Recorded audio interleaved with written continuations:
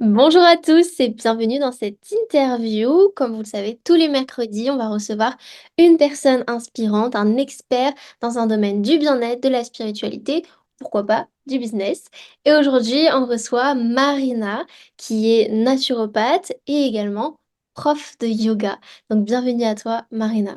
Merci beaucoup à tous les deux de m'accueillir aujourd'hui et bonjour à tous, à ceux qui regarderont cette interview. Génial. Donc, le but de cette interview, c'est vraiment de mettre en avant ton parcours, Marina. Donc, j'ai spoilé un petit peu, j'ai dit que tu étais naturopathe et prof de yoga. Mais est-ce que tu peux nous expliquer qu'est-ce qui t'a amené à ça? Est-ce que tu as toujours fait ça? Est-ce que tu as toujours voulu faire ça? Enfin, qu'est-ce qui s'est passé un petit peu pour que tu arrives jusqu'ici? Il s'est passé beaucoup de choses. Non, j'ai pas du tout commencé, en tout cas dans la vie active, dans le domaine de la santé ou du bien-être. J'étais plutôt dans le tourisme, le voyage. J'étais hôtesse de l'air, j'ai travaillé dans une agence de voyage, dans un aéroport. Enfin, et je restais un peu dans ce cadre en me disant, bah, en fait, c'est ce que je sais faire. Donc, je ne cherchais pas plus loin et sans me demander aussi si c'était vraiment ce que j'aimais et ce qui m'épanouissait. Bon, si à la fin, j'ai commencé à me poser la question, vu que j'ai bifurqué sur autre chose, mais c'est surtout mon état de santé et mes petites spécificités comme les troubles digestifs qui m'ont fait me questionner plus sur l'hygiène de vie, le bien-être plus naturel en tout cas que ce que j'avais expérimenté ces dernières années avec les médecins, les gastro-entérologues, etc. Donc je me suis penchée sur la question et ça m'a vraiment passionnée. J'ai commencé à acheter plein de livres, à me renseigner sur tout ça, sur la naturopathie, à voir un naturopathe. Et c'est là que je me suis dit, bah, j'ai envie de me lancer en fait. Et c'est ça qui me plaît. Et j'ai envie de vraiment mettre tout mon cœur dedans et on verra où ça mène. Et j'ai fait ma formation. Je me suis lancée tout de suite après la formation. Et c'est là que ça a démarré pour moi. Et ça a bien démarré. Ça fait maintenant bah, plus de 4 ans. Donc, ça se passe bien à ce niveau-là. Et le yoga est venu après, un an et demi après que j'ai commencé en tant que naturopathe, parce que ça me frustrait un petit peu de donner uniquement des conseils théoriques en consultation, voilà, de conseiller aux personnes. Bon, de bien manger, certes, je peux pas aller chez elle et, et Mm. cuisiner pour elle. Donc là, voilà, je peux donner que des conseils théoriques. Mais pour ce qui était du mouvement, je constatais que beaucoup de personnes étaient très sédentaires et n'arrivaient pas à avoir ce déclic pour se mettre en mouvement. Et donc, moi, je pratiquais déjà le yoga de mon côté. Et je me suis dit, bah tiens, je vais me former parce que déjà, je voulais me former pour moi, pour voilà, savoir toute seule comment faire une séance de yoga à la maison sans forcément regarder une vidéo. Et ensuite, une fois que j'ai fait ma formation, bah, je me suis rendu compte que j'adorais enseigner. Et j'ai commencé tout naturellement, c'est fait de manière très fluide quand je suis rentrée de ma formation, à donner des cours d'abord en ligne. Et c'est là qu'ont commencé les cours Bidou Friendly, donc les cours Mm. de yoga spécifiquement pour la santé du ventre et le bien-être digestif. Et voilà, tout s'est enchaîné. Et maintenant, j'avoue que c'est le yoga qui prend beaucoup de place, un peu plus que la naturopathie. Et c'est pas un hasard, c'est parce que mon cœur aujourd'hui est un petit peu plus porté vers le yoga alors pas que vers la naturopathie, mais plutôt que vers la manière de la vivre aujourd'hui. Et c'est vrai que les consultations one-to-one, en tout cas tous les jours de la semaine, m'épanouissent un peu moins que ce que me procure un cours de yoga quand j'en donne un. Donc c'est pour ça que je rééquilibre un peu la balance et je pense que ça se voit sur Ouais. les réseaux. Je pense que naturellement j'ai envie de plus parler de yoga que de mes consultations naturopathie, même si voilà, je les donne toujours et ça se passe toujours très bien et je suis toujours très heureuse d'échanger avec les consultantes. Mais voilà, le yoga fait un petit peu plus pencher la balance quand même.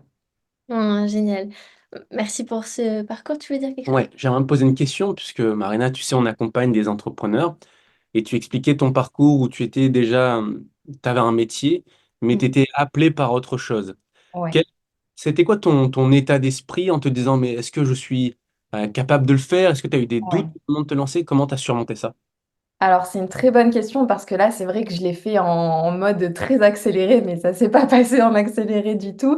À partir du moment où j'ai commencé à réfléchir à OK, je veux faire quelque chose d'autre, il y a quelque chose d'autre qui m'appelle, et à la concrétisation, mais la concrétisation, c'est-à-dire juste m'inscrire à la formation, donc même pas juste pratiquer le métier, c'était juste de OK, je veux changer à OK, je m'inscris à la formation. Il s'est passé 2 ans Ok. parce que ça cogitait beaucoup et au début, mais je pense que j'avais les croyances limitantes et les peurs que beaucoup de personnes ont, qui étaient, en tout cas pour le métier de naturopathe, bah, de toute façon, je vais faire la formation, mais après, j'ai aucune garantie que ça fonctionne. Après, on va voir les forums sur Internet, ce qu'il ne faut jamais faire. Mais voilà, on essaie de piocher les infos partout. Et là, je voyais que bah, apparemment, la majorité des personnes qui se formaient n'en vivaient pas après. Et, enfin, donc, je partais un petit peu au début avec un mindset un peu défaitiste à me dire, bah non, de toute façon, je vais pas me lancer parce que je vais dépenser de l'argent dans une formation qui, au final, ne m'apportera rien. C'est pas du tout la bonne façon de voir les choses. Mais euh, j'ai continué donc mon travail dans lequel j'étais à l'époque et en fait je me sentais de plus en plus mal mais vraiment et je somatisais, j'avais de plus en plus mal au ventre, j'étais pas du tout comme je suis normalement. Non, je suis quelqu'un de plutôt, je pense, jovial, agréable et souriante. Et là, j'étais déprimée, mais vraiment déprimée.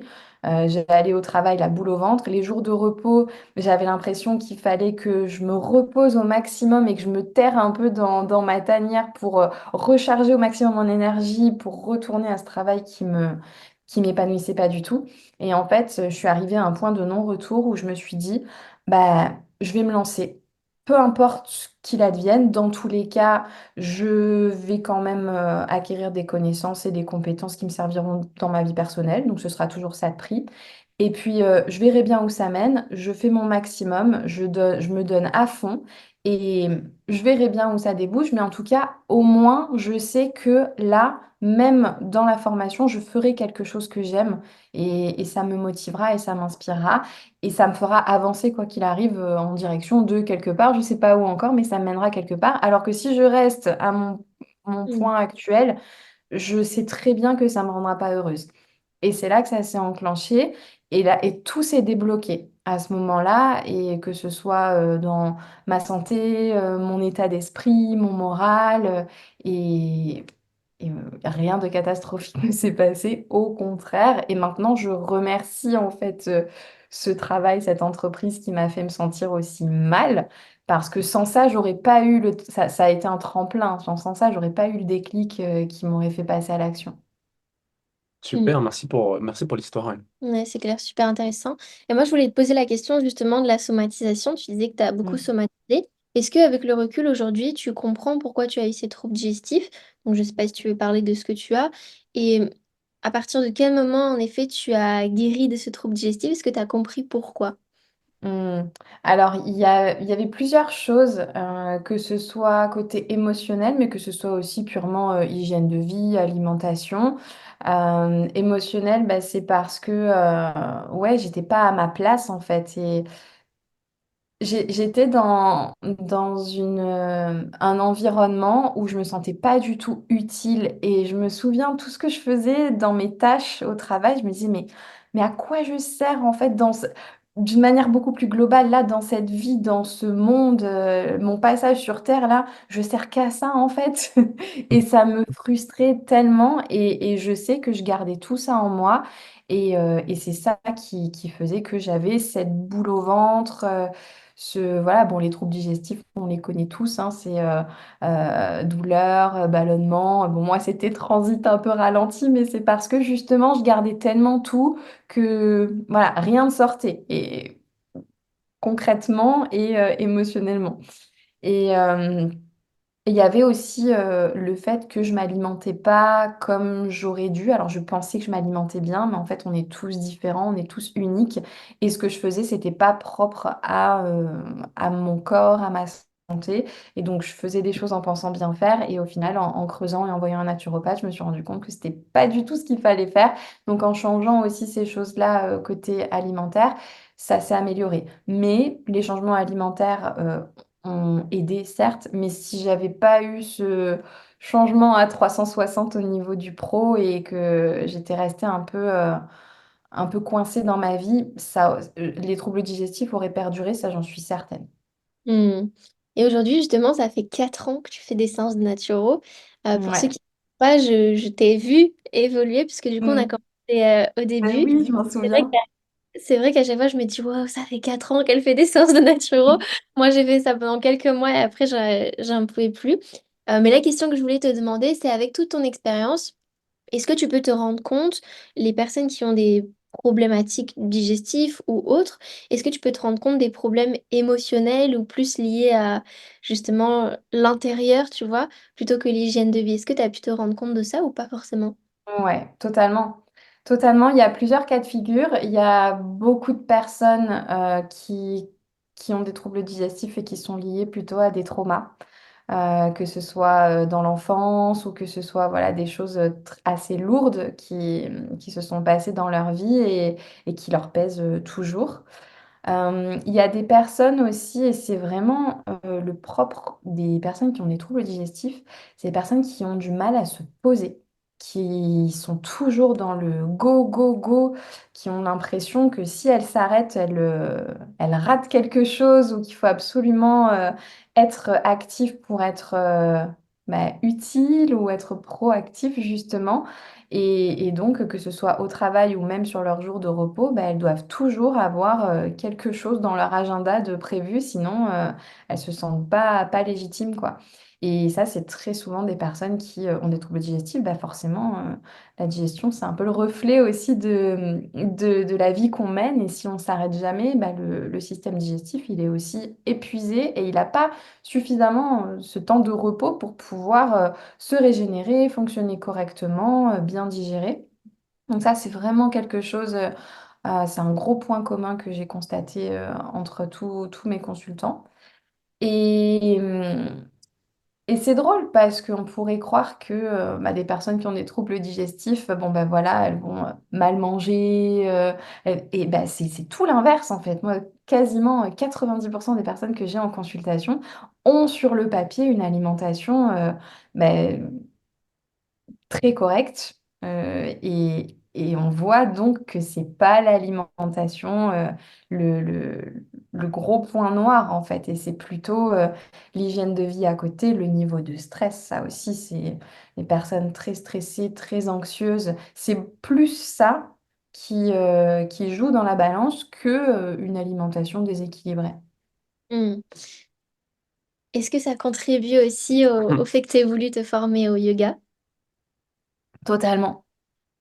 Totalement, parce que c'est ça aussi qui me frustrait, c'est que les personnes qui me consultaient, en général, attendaient le remède miracle, la liste d'aliments à manger pour aller mieux, la liste d'aliments à éviter pour aller mieux, mais ça fonctionne pas comme ça. Alors oui, il y a certes des petites notions qui sont importantes à connaître au niveau de l'alimentation, mais c'est pas ça qui va régler le problème. Et c'était des personnes qui se focalisaient totalement sur leur assiette, mais à côté de ça, bah, elles étaient hyper sédentaires ou elles dormaient très mal, elles cherchaient pas plus loin, alors qu'elles se couchaient hyper tard le soir. Le matin, elles se levaient au dernier moment, elles se préparaient à la hâte et elles partaient au travail sans déjeuner. Enfin, voilà, c'était un rythme de vie qui, c'est clair, sur le long terme, on se rend bien compte que ça a des effets délétères sur la santé. Et donc, le yoga, pour moi, ça m'aide aussi à suivre les personnes en parallèle en naturo. Et à côté de ça, je sais que je les ai en cours de yoga. Donc, certes, c'est 1 heure dans une journée, dans une semaine, mais c'est 1 heure qu'elles auront pris pour elles, pour se poser, se relaxer sur le tapis, se concentrer uniquement sur elles, sur comment elles se sentent physiquement, comment elles se sentent émotionnellement. Et ça leur permet aussi de les mettre en mouvement. Donc des mouvements plus ou moins doux en fonction de ce qui leur correspond. Mais voilà, des choses qui permettront aussi à leur corps d'évacuer les tensions, de refaire circuler aussi l'énergie à l'intérieur et de leur servir aussi de tremplin. Se dire, ah ben tiens, ouais, ça m'a fait tellement de bien. Et en général, c'est ça qui se passe, c'est qu'à côté, bah, elles continuent soit à pratiquer seules, soit à trouver des studios autour de chez elles, soit à pratiquer une autre activité, hein, peu importe, mais juste de bouger. Et bah, on le sait, hein, le mouvement, c'est la vie. Donc, peu importe la manière dont on bouge, le plus important, c'est d'être actif. Et c'est vraiment, c'est ma petite pierre à l'édifice, en fait, de réussir à mettre les gens en mouvement grâce au yoga. Ah, fabuleux. Et Vas-y, mon nom. qu'est-ce que ça a changé pour toi? Parce qu'aujourd'hui, tu fais beaucoup de yoga. On le voit en effet dans ton compte Instagram. Et puis là, en plus, on sort d'un challenge de yoga. Oui. Je l'ai fait avec toi Trois pendant semaines. 3 semaines. C'était 3 semaines, ouais. super. Moi, j'ai adoré. Je suis devenue accro aussi. Mais donc, toi, on te voit vraiment faire beaucoup de yoga. J'ai l'impression que quasiment tous les jours, tu fais du yoga. Donc, je suis curieuse de savoir qu'est-ce qui a vraiment changé dans ta vie depuis que tu fais autant de yoga, que ce soit dans ton corps, ton esprit, tes émotions, ta spiritualité peut-être. Hmm. Il y a pas mal de choses qui ont changé. Alors déjà côté physique, je dirais. Pour moi, maintenant, je peux plus passer ne serait-ce que 2 jours consécutifs sans bouger. Je ressens le mal-être, c'est un bien grand mot, mais pas loin. Voilà. Si je bouge pas assez, je ressens vraiment à quel point ça joue, oui, sur mon état physique, mais aussi sur mon état mental. On se sent beaucoup plus léthargique du fait de beaucoup moins bouger. On a moins de motivation, mais pas que pour le sport, pour tout le reste dans la vie, que ce soit perso, pro. Donc vraiment, ce mouvement, je me rends compte que c'est le reflet aussi interne. Donc ça a énormément changé. Ensuite, ça m'a, ça m'a aidé dans mes troubles digestifs dans le sens où je prends beaucoup plus de temps pour moi, ne serait-ce que le temps sur le tapis, mais même en dehors, parce que le yoga, quand on parle de yoga, on pense forcément à la pratique physique sur le tapis, mais le yoga, ça englobe tout le reste et on peut faire du yoga sans avoir été sur son tapis de toute la journée. Donc ça m'a vraiment aidé à davantage me poser quand j'en ai besoin, mais surtout à l'accepter et à pas culpabiliser, parce que j'étais un peu comme ce genre de personne avant, hein, qui n'ose pas se poser parce que se dire, oh, bah ouais, mais moi je prends une pause là, alors que les autres n'en prennent pas, pourquoi? Mais ça m'a vraiment aidé à déculpabiliser à ce niveau-là, et me dire, bah non, si j'ai besoin d'une pause, je la prends et ça sera utile quand même et ça me permettra d'être beaucoup plus proactive après dans ce que je ferai dans mon travail. Et comparé à la naturopathie, ce que j'ai pu observer quand je donne des cours de yoga, en tout cas, c'est que ça me donne de l'énergie. Donc certes, j'en fournis, c'est beaucoup d'efforts, entre guillemets, parce qu'on donne son énergie vraiment quand on donne un cours de yoga aux autres personnes, mais j'y vais avec une motivation énorme et j'en repars où souvent je me dis, bah là, je pourrais enchaîner et en donner un autre, quoi. Alors que, et ça m'a vraiment frappée.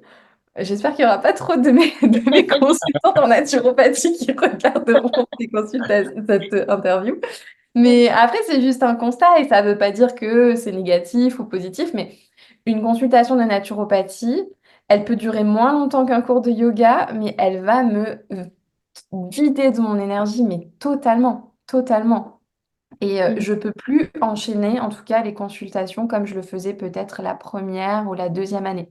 Là, j'ai vachement épuré, que ce soit pour moi, mais aussi pour les consultantes, parce que ben, je veux quand même être au meilleur de ma forme et leur donner toute mon énergie au cours des consultations et être dans l'écoute active. Et je peux plus enchaîner 4, 5 consultations dans la journée. Ça, c'est plus possible du tout. Donc, je te comprends quand tu dis que tu fais pendant quelques mois et que ça t'a épuisé. J'avoue, c'est la même chose pour moi et c'est pour ça que j'ai pas arrêté, Mais mon planning, en tout cas de consultation, a complètement changé et j'en ai beaucoup moins qu'avant et ça me correspond mieux. Et ça me permet d'avoir plus de temps aussi pour les cours de yoga. Hmm. Tu disais, le yoga, tu peux en faire même quand tu es pas sur ton tapis. Ah, Mm. c'est-à-dire, Ben, le yoga, c'est une philosophie de vie. Donc, il y a 8 branches du yoga et la pratique physique, donc les asanas, c'est une des 8 branches. Donc, il y a 7 autres branches qu'englobe le yoga. Donc, là-dedans, il y a les exercices de respiration, la méditation, mais il y a aussi tout le côté plus philosophique et spirituel qui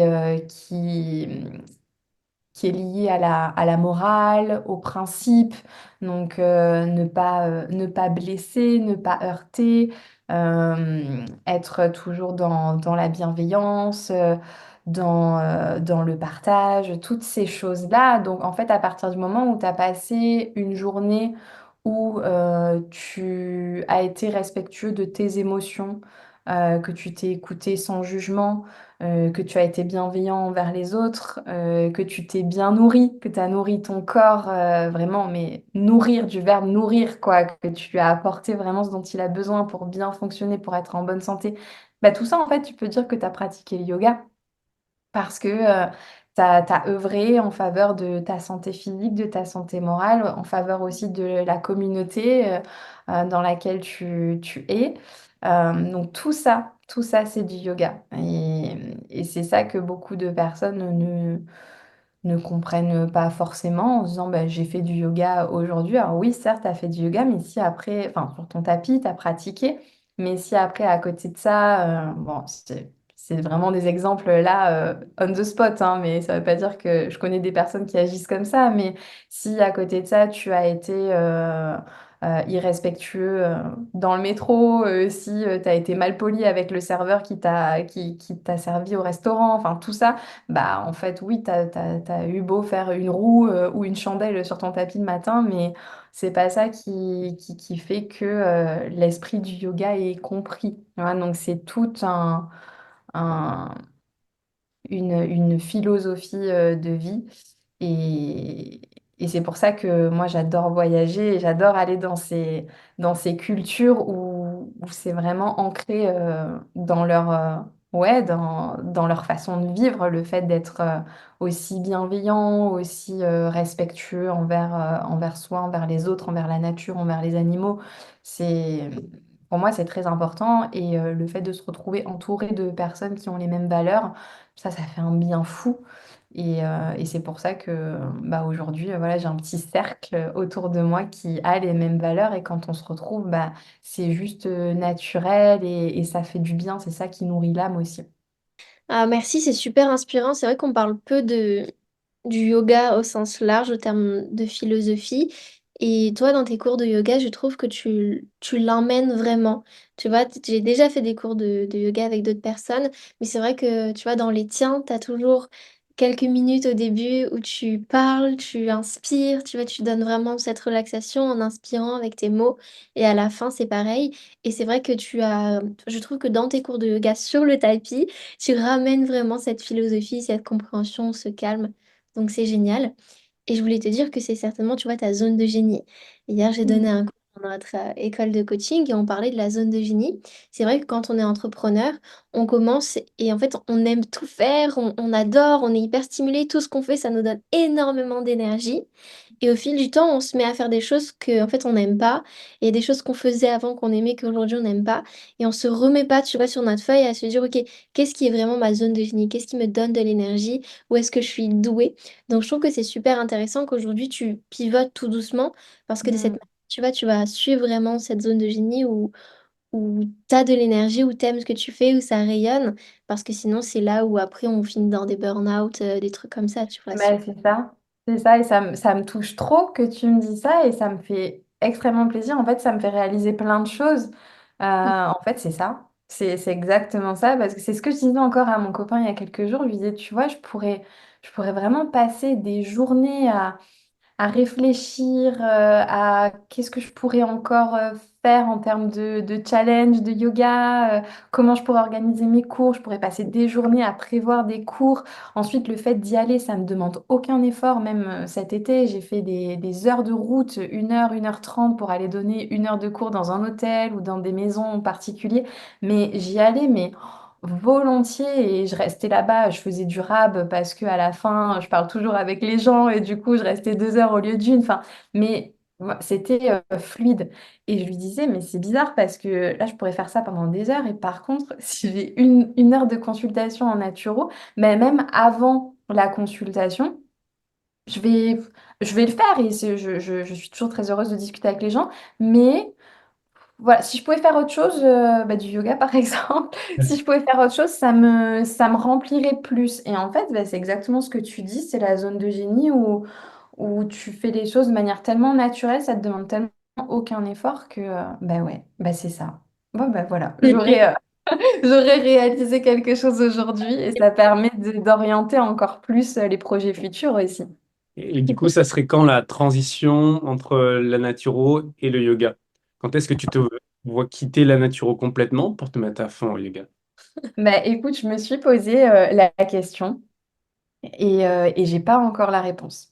J'ai pas encore la réponse parce que tout ce que j'ai fait jusqu'à présent, depuis que j'ai commencé il y a 4 ans, tout s'est vraiment déroulé comme des dominos, quoi. Tout s'est fait naturellement, j'ai jamais rien forcé. Bon, projecteur, hein, voilà. Human design, je l'ai appris aussi et j'ai appris à lâcher prise à ce niveau-là. Et en fait, je me dis, ben, je pense que ça se fera quand ça devra se faire, quand je pense pas que je vais décider un jour, allez, j'arrête la naturo et je continue qu'avec le yoga. Je pense que ça se fera au moment où j'aurai peut-être, alors après je me trompe peut-être, hein, mais peut-être que les opportunités du yoga seront de plus en plus importantes et j'aurai plus de place dans mes semaines pour les caler et je me rendrai compte que ben, je préfère enlever les spots naturaux pour y caler des spots yoga. Je pense que ça se fera comme ça, mais quand, je sais pas quand est-ce que ça se passera. Et puis, aussi, bon, là, je parle du yoga et de la naturo, mais la naturo, ça reste quand même mon métier. Et aujourd'hui, je pense que j'ai trouvé quand même l'équilibre qui me va. Du fait que actuellement, voilà, je vous dis tout, hein, j'ai rien à cacher, mais actuellement, j'ai vraiment la majeure partie de mes semaines, 2 jours qui sont consacrés aux consultations. Donc voilà, je pense que ça reste équilibré. Un jour où c'est plus les appels découvertes, les rendez-vous de suivi, etc. Donc j'ai quand même 4 autres jours dans ma semaine qui sont entièrement dédiés au yoga, à mes loisirs aussi et mon temps de repos. Mais voilà, pour l'instant, ça me convient. Et je pense que si je dois un jour quitter le monde de la naturo, en tout cas au niveau des consultations, c'est parce que j'aurai de plus en plus d'occasions avec le yoga et que je préfère privilégier ça. Eh ben, on a hâte de voir ça, hein. Comment tu vas faire cette transition-là. Est-ce que tu peux nous expliquer comment ça se passe quand on veut devenir prof de yoga? Oui. Je pose la question, mais vas-y, mon cœur, si tu veux. Ouais, Est-ce en que c'était fait, ta je question? suis curieux de savoir comment tu deviens prof de yoga. Je sais qu'il faut faire un certain nombre d'heures, 100 heures, 200 heures, mais Mm. comment ça se passe en réalité? Ouais. Alors, c'est un petit peu comme la naturopathie, hein, c'est pas quelque chose de très très encadré. Alors oui, il faut avoir fait la première formation. Voilà. Déjà, la formation, la première, c'est la 200 heures, qui se fait, il y a plusieurs manières de la faire. Moi, je l'ai fait en condensé sur 3 semaines. Il y a des personnes qui la font sur plusieurs mois à raison de un week-end tous les mois ou tous les week-ends pendant quelques mois. Et ensuite, une fois que tu as fait tes 200 heures, tu peux enseigner le yoga. Sachant que le yoga, comme je pense beaucoup de métiers, on se forme à vie. Toute notre vie, on reste élève. Et moi, je sais que j'arrêterai jamais de me former en yoga, peu importe le type de formation. Mais officiellement, après la première formation de 200 heures, tu peux enseigner. Ensuite, il y a la formation 300 heures qui fait que tu as le maximum d'heures officielles d'une formation de yoga qui est 500 heures. Et ensuite, tu as tout plein de formations annexes pour te former un peu plus spécifiquement sur les choses qui t'intéressent. Tu peux te former sur voilà, le yoga Kundalini, le Yin Yoga, le yoga des émotions, le yoga des hormones. Enfin, il y a plein de choses possibles. Le yoga de la voix. Enfin, il y a plein de choses possibles. Mais les formations officielles sont la 200 heures et la 300 heures. Mais ensuite, ça dépend aussi de comment tu te sens toi, comment tu es à l'aise. Moi, je sais que quand j'ai commencé, et honnêtement, c'est toujours le cas des fois, hein, et je pense que c'est dans tous les métiers, et pour beaucoup de personnes, c'est toujours ce syndrome de l'imposteur qui pointe le bout de son nez à se dire, mais oh, je sais encore tellement rien. En fait, au plus on en apprend, c'est toujours pareil. Au plus on en apprend, au plus on fait des formations, au plus on se rend compte qu'on a encore tellement de choses à apprendre. Et des fois, je me dis, mais est-ce que j'apporte réellement quelque chose aux gens? Parce qu'il y a encore tellement de choses qui me sont inconnues. Mais voilà, on a tous quelque chose à apporter à notre échelle. Mais c'est pour ça que je pense qu'il faut continuellement se former. Là, je suis en recherche active d'ailleurs de ma prochaine formation. Là, ça fait un peu plus d'un an que j'ai fait ma 300 heures et ça fait trop longtemps. Donc, je vais, je vais, je vais me pencher là-dessus un peu plus sérieusement. Mm. Ouais, ça me parle beaucoup, moi, ce syndrome de l'imposteur. C'est ce qui m'avait beaucoup limité initialement à me lancer dans le milieu du coaching. Et en fait, ce dont tu parles, c'est de cet effet Kruger. Tu vois, c'est-à-dire plus tu apprends sur un sujet, plus tu te rends compte que tu sais rien. Au tout début, quand tu commences à apprendre sur un sujet, tu as l'impression que tu sais tout. Et on C'est appelle ça. un petit peu ce concept, tu es sur la montagne de l'idiot. C'est-à-dire que première étape, tu crois tout savoir. Puis tu commences un peu à plonger et tu dis, waouh, en fait, je sais rien du tout. Et c'est là où tu commences à douter de toi-même, tu passes de moins en moins à l'action et tu te plonges dans des formations alors que c'est le contraire. Plus tu passes à l'action et plus tu prends confiance en toi. Donc, si tu veux vraiment éliminer, et les personnes qui nous regardent, si vous voulez éliminer le syndrome de l'imposteur et cet effet Kruger, passez à l'action. Ouais, c'est clair. C'est ça. Accompagnez des gens. Mm. Toi, tu t'es formé en France ou pas en France? Je crois pas. Pas en France. Non. Donc, Non, non, ma première. Pardon? excuse-moi de te couper, sur 3 semaines, tu t'es formé à 200 heures. Alors, en 3 semaines, je me suis formée pour mes 200 heures en Colombie. Mhm. Et pour les 300 heures, c'était sur un mois. Et je me suis formée sur une toute petite île de 7 km² à Bali, Nusa Lembongan. Euh, mais c'est mon objectif aussi à chaque fois. Ces formations, c'est aussi l'occasion voilà, de lier l'utile à l'agréable. Moi, j'adore voyager, j'ai toujours voyagé et je voyagerai toujours. Donc, c'est aussi pour moi l'opportunité de lier le voyage et la formation. Et je doute pas du tout qu'il y a des super formations en France, hein, mais moi je trouve que le fait de se former à l'étranger, ça m'apporte toujours quelque chose en plus, déjà parce qu'il y a des gens de tout univers qui se joignent à la formation. La langue qui nous lie, c'est l'anglais, mais il y a quasiment que des étrangers et pas d'anglophones ni de francophones dans ces formations. Donc ça permet vraiment d'apprendre aussi des autres personnes, d'apprendre des professeurs et de découvrir aussi une nouvelle culture. Enfin, quand j'étais en Colombie, c'était à Palomino. C'est un endroit en Colombie qui est juste au pied de la Sierra Nevada. Donc, il y avait aussi beaucoup d'énergie. Enfin, c'était juste dingue cette énergie qu'il y avait là-bas et tous les gens qu'on rencontre aussi là-bas.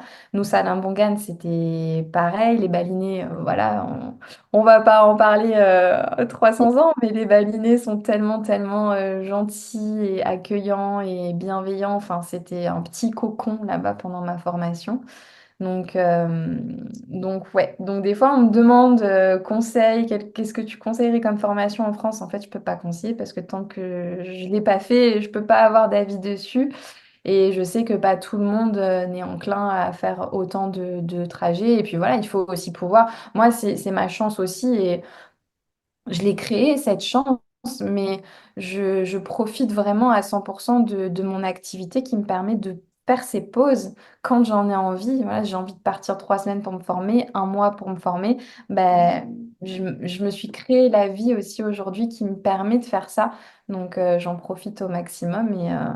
Et voilà, pour moi, c'est des moments à chaque fois. Oui, c'est une formation de yoga, mais c'est beaucoup plus, quoi.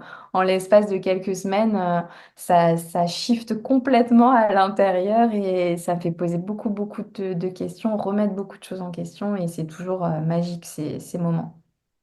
Hmm. Puisque tu parlais de shift intérieur, je suis curieux de savoir c'était quoi le shift que tu as eu par exemple à Bali. Qu'est-ce qui s'est passé à l'intérieur de toi au moment où tu fais cette formation de yoga? Alors, c'est une question assez particulière parce que j'en ai pas, je me suis pas étalée sur ma vie personnelle sur les réseaux forcément, hein, ça reste quand même ma vie privée. Mais cette dernière année a été très très très très très compliquée et là j'en sors à peine depuis quelques mois. Mais cette formation à Bali, ben, ça m'a fait remettre plein plein de choses en question. Le yoga, les choses que j'ai vécues là-bas, les expériences et je ouais,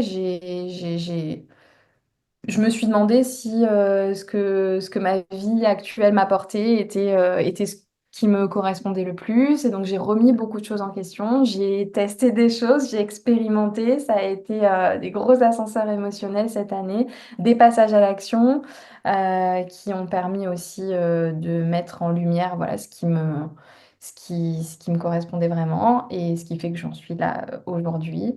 Euh, mais ouais, je peux pas rentrer trop dans les détails parce que c'est On très a cru privé. comprendre.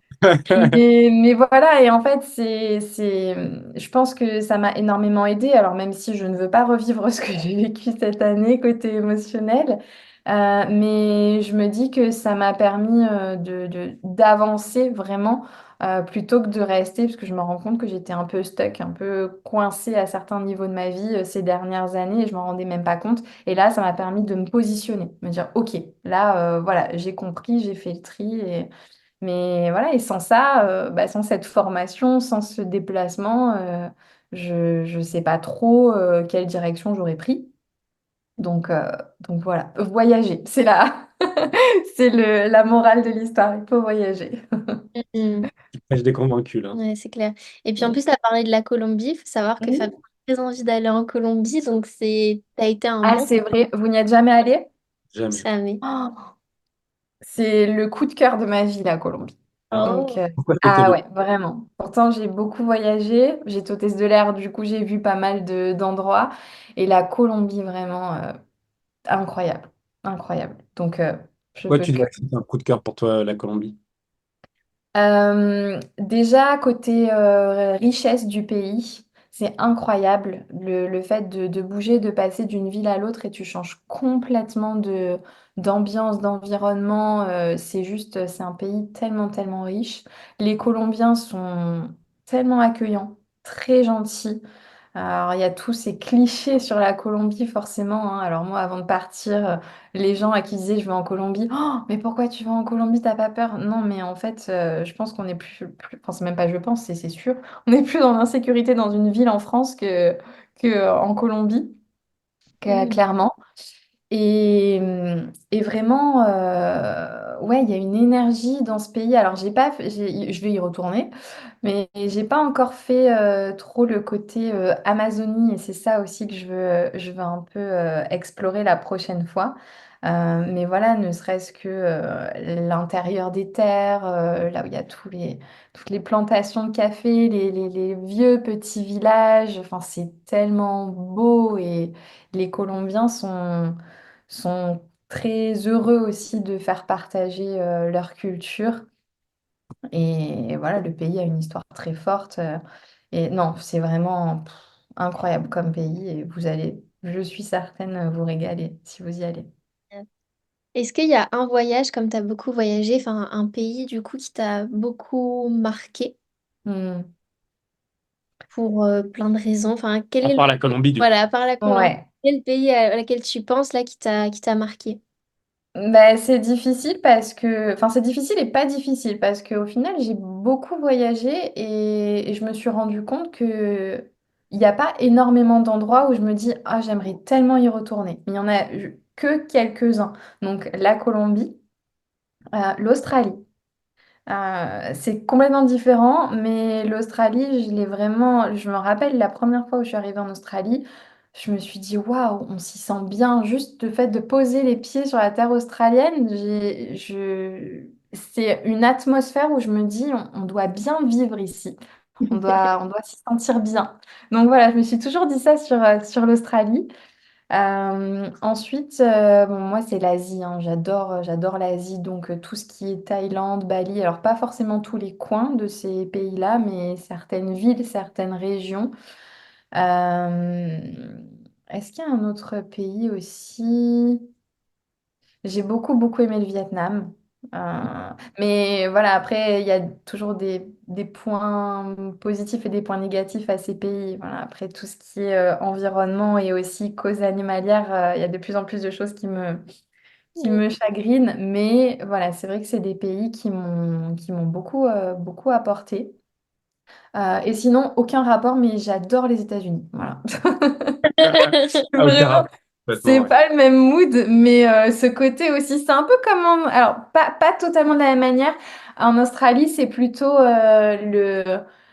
il y fait bon vivre. Et aux États-Unis, c'est plus. Moi, à chaque fois que j'étais aux États-Unis, mais putain, mais on peut tout faire ici, en fait. C'est cette impression de waouh, C'est tout est possible. possible, tout est.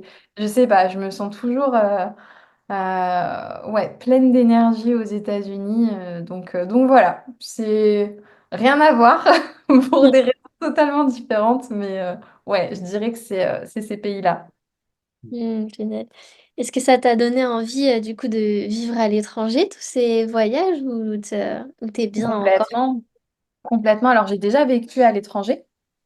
J'ai vécu en Angleterre pendant 2 ans et j'ai vécu à Dubaï pendant 2 ans. Alors Dubaï, c'est quand j'étais hôtesse de l'air, donc c'était pas en soi pour le pays et pour la ville, c'était plus pour l'activité.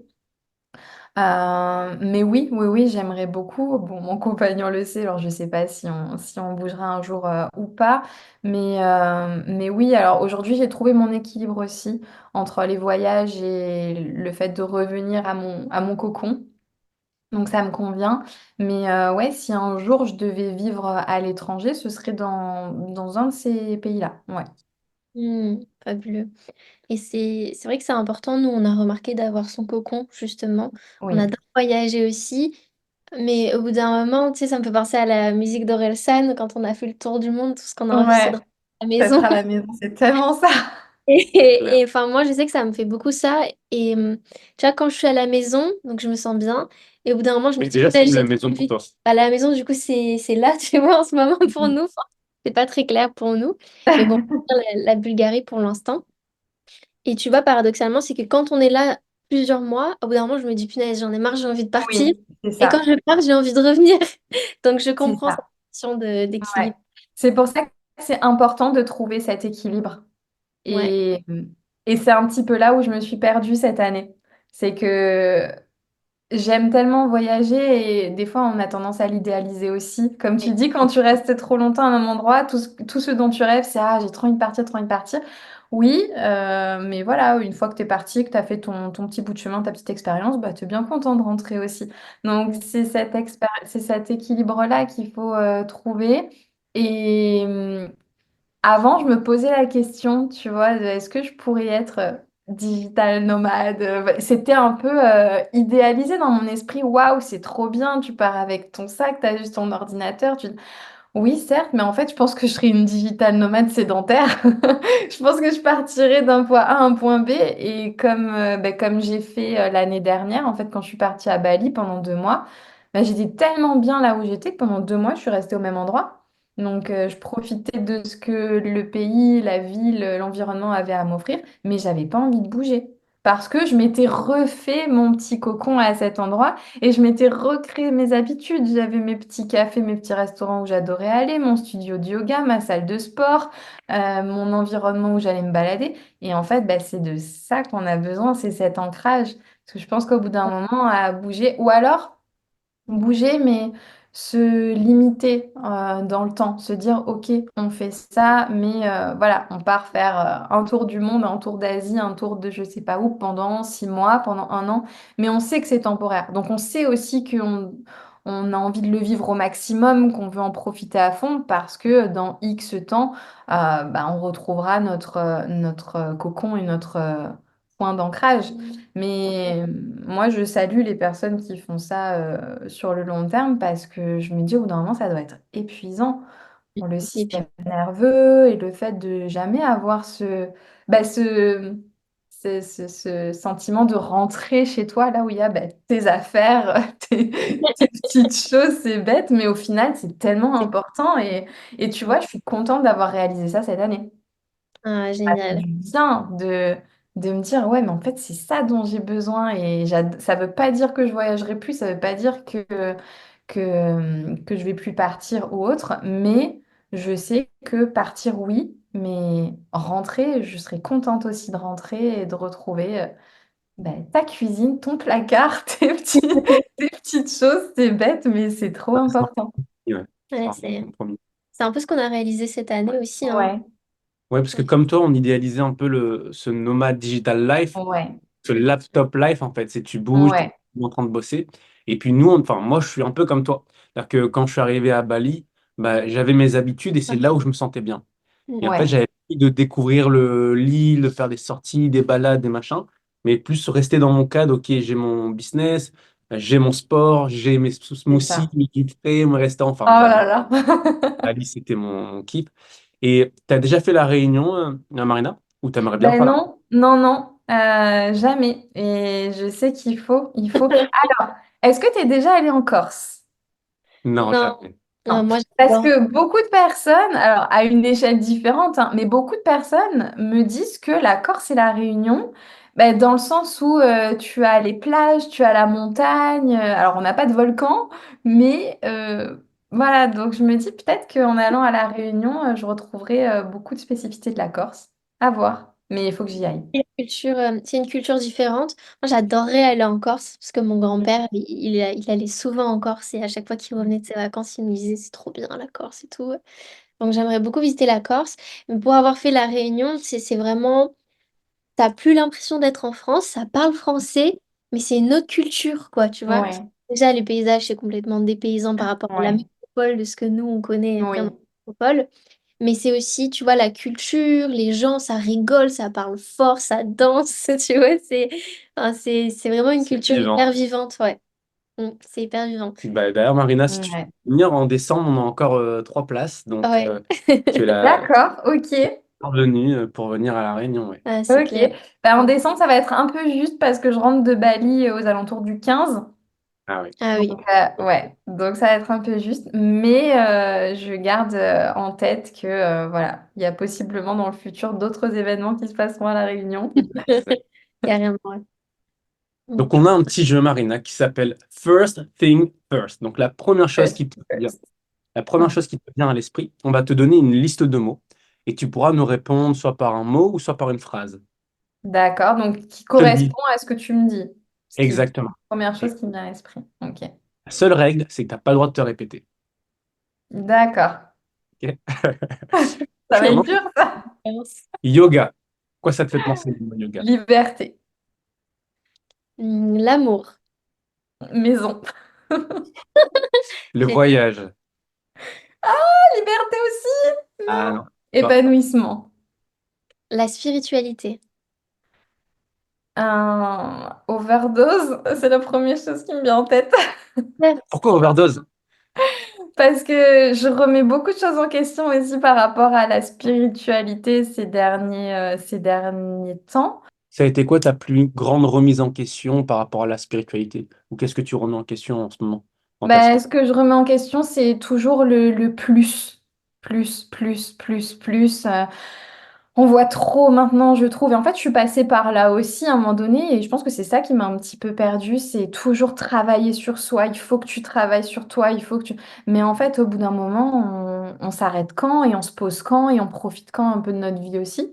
Bien sûr il faut se remettre en question, il faut se poser des questions, moi je trouve que c'est hyper important d'être en lien avec cette spiritualité. On est tous spirituels à un certain niveau, mais au bout d'un moment, bah, faut juste vivre un petit peu aussi et à trop vouloir se poser des questions, aller toujours trop en profondeur, je pense qu'on se torture plus qu'autre chose et on passe à côté des choses très simples de la vie parce que des fois on cherche le compliqué là où il faudrait juste profiter et s'amuser.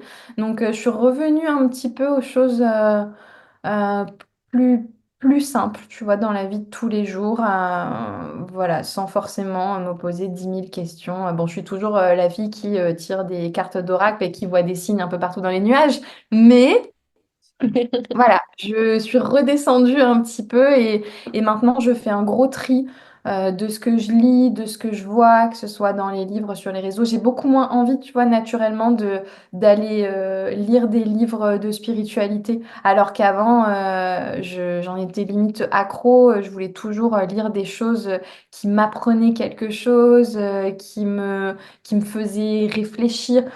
Bon, maintenant, je suis beaucoup plus à lire des romans qui me permettent de déconnecter. Donc voilà, j'ai un petit peu évolué à ce niveau-là aussi. C'est pour ça que c'est Overdose qui est venu en premier. Je comprends, je comprends. Mon Mm. dernier mot, c'est trouble digestif. À quoi ça te fait penser? Un mot, une phrase. Ouf, c'est compliqué. Bah, par rapport à ma propre expérience, j'ai envie de dire euh, passé, dans le sens où c'est du passé et c'est possible que ce soit du passé. Et en espérant aussi que ça puisse faire du bien et inspirer des personnes parce que quand on est en plein dedans, on a l'impression que ce sera toute notre vie et qu'on s'en sortira jamais. Mais c'est possible, mais ça demande de revoir beaucoup de choses dans sa vie, mais pas uniquement sur le plan concret alimentaire, etc. Mais salut Matcha. Voilà, Matcha vient vous faire un petit bisou de fin de vidéo. Mais ouais, trouble digestif, pour moi, c'est passé. Et tu sais, je pense aussi que c'est aussi pour ça que je me détache naturellement un petit peu de la naturopathie et que je vais plus vers le yoga parce que je me, je me reconnais de moins en moins à parler tout le temps de troubles digestifs. Et c'est un peu sur quoi j'ai basé mon activité aussi et mon compte Instagram. Et donc, c'est ce qu'attendent les gens. Ils veulent des conseils, etc. Mais en fait, ma vie ne tourne tellement plus autour de ça, ou quasiment plus, que c'est plus les partages qui me viennent naturellement. Mm. Donc, Mm. Est-ce que tu as déjà demandé à ta communauté, justement, parce que souvent, c'est vrai, quand on construit une communauté, on a l'impression du coup de devoir à notre communauté. mm, Et c'est là où je dis qu'on s'éloigne de notre zone de génie. Du coup, on fait les choses, ouais. on a l'impression qu'on doit les faire, alors que tu sais pas, peut-être qu'il y a, oui, 20% qui te suit exclusivement pour Mm, ça. Mais il y a peut-être tout le reste qui te suit aussi pour toi et qui a aussi évolué avec toi. Tu vois, je sais, ça fait 4 ans, donc tu as des clientes qui ont déjà plus de troubles digestifs grâce à toi et qui ouais, ont peut-être aussi envie c'est d'aller vrai. plus loin, tu vois. Donc, C'est je clair. me demande, en tout cas, s'il y a des clientes à toi qui regardent, vous pouvez mettre dans les commentaires ce que vous en pensez. Mais voilà, peut-être de sonder ta communauté par rapport à Bah, ça. c'est vrai. Et C'est construire, tu vois, vrai. une identité autour de ça. Ouais, parce que tu dis Mm, c'est mon métier. La Ouais, naturo, c'est c'est mon métier. Alors que ouais. ouais, tu dis c'est plus ma passion, ça me fait vibrer, ça me donne de l'énergie. Et c'est vrai que ton identité aujourd'hui, elle est tournée vers cet aspect naturopathie. Ouais. Ouais, c'est vrai, hein, c'est vrai. Alors, j'ai jamais fait de sondage vraiment spécifique. Est-ce que vous êtes là pour les troubles digestifs ou autres? Par contre, j'avais fait un sondage sur quel type de contenu vous préférez entre les conseils et tout. Et ce qui était ressorti, c'était les recettes. Donc, je me disais, bon, les gens aiment bien les recettes. Bon, j'adore cuisiner, donc ça me dérange pas. Mais ce que j'ai fait récemment, c'est que j'ai séparé le yoga et mon compte. Parce que pour deux raisons. La première, c'est que je me bridais énormément parce que j'avais trop envie de partager plus sur le yoga et je me disais, bah, ça aura pas trop sa place ici ou en tout cas, c'est pas pour ça que les gens sont là. Et justement, la deuxième raison, c'était vraiment pour arrêter de, entre guillemets, c'est horrible à dire, mais de saouler un peu les gens avec le yoga parce que je sentais que quand je partageais sur le yoga, bah, les gens, ça leur parlait moins. Donc je me suis dit, bon, bah, on va séparer ça. Les gens qui aiment vraiment le yoga et qui aiment me suivre pour ça, bah, ils iront sur le compte, sur le compte yoga. Et sur le compte naturo, je partage vraiment uniquement que santé, etc. Ça permet de compartimenter. Mm. Mais est-ce que c'est la bonne solution ou pas? Je sais pas. Voilà, je l'ai fait comme ça. Je me Génial. sens plus à l'aise maintenant parce que je peux développer vachement plus le yoga sur le compte yoga. Mais voilà, après, c'est deux comptes, mais je suis je suis la même personne et les deux se réunissent quand même. Donc, c'est vrai que c'est pas évident, mais voilà, pour l'instant, ça se passe comme ça. Je voulais te demander justement où est-ce que les gens peuvent te retrouver. Est-ce que c'est sur ton compte Instagram? Est-ce que tu as un site internet? Ouais, bah, sur deux comptes Instagram, du coup, maintenant. Le compte Naturo Marina Graziano et Marina Yoga pour le yoga. Et mon site internet où on peut réserver bah, les consultations de Naturo, où on peut réserver aussi les cours de yoga, que ce soit en ligne ou en présentiel, là où je donne les cours à Ajaccio, en Corse. Donc mon site internet, marinagraziano.com, tout simplement. On On mettra mettra tout tous les ça. liens en description. Tu Mais peux poser la bien dernière sûr, question. la question fatigue. Parce que cette question, elle me permet un peu de retirer l'essence même de tes expériences de vie. Et cette question, c'est Marina, si tout devait disparaître, ce que tu as créé, ta contenu, ton site, bientôt tes livres, et tu devais laisser derrière toi seulement trois vérités. Quelles seraient trois vérités que tu as pu expérimenter qui te semblent importantes de laisser comme héritage? Quelles seraient tes trois vérités? Waouh, mais c'est compliqué ça comme question. Ouais, je sais. Donc, admettons, demain, ouais, tout disparaît, je disparais aussi et je laisse seulement trois vérités. Exactement. Trois choses qui te semblent super importantes de laisser pour tes proches, pour ton partenaire, pour ta communauté. Qu'est-ce que tu as envie de leur laisser? Hmm. Bah justement, de pas, comme ce qu'on disait tout à l'heure par rapport à la spiritualité, de ne pas trop se compliquer la vie de vivre, de profiter de ce qui est là aujourd'hui et voilà, de pas trop réfléchir et de juste chercher à faire les choses qui nous rendent heureux. Donc ça, c'est une. Waouh, il en faut deux autres.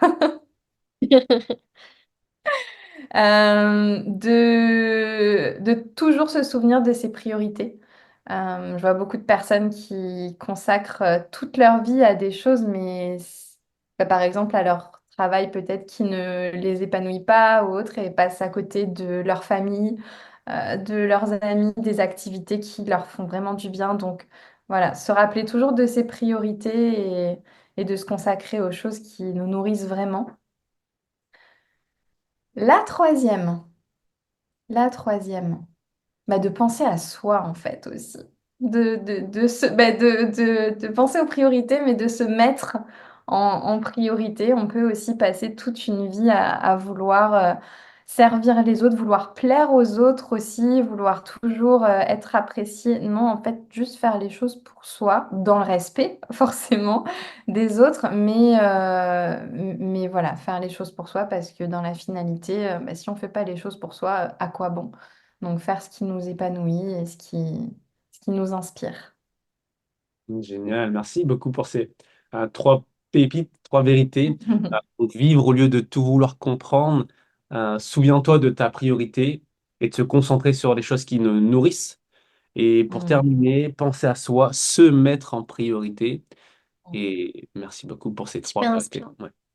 Merci beaucoup Marina pour ton temps. Ben, merci à vous pour votre accueil. Avec plaisir. Merci aussi à toutes les personnes qui nous ont écoutés. Vous pouvez retrouver Marina avec les liens qui sont juste en dessous de la description. Pensez à mettre un like, à commenter, à partager, ça nous aide énormément. Et puis on se retrouve la semaine prochaine. Ciao, ciao! Bye!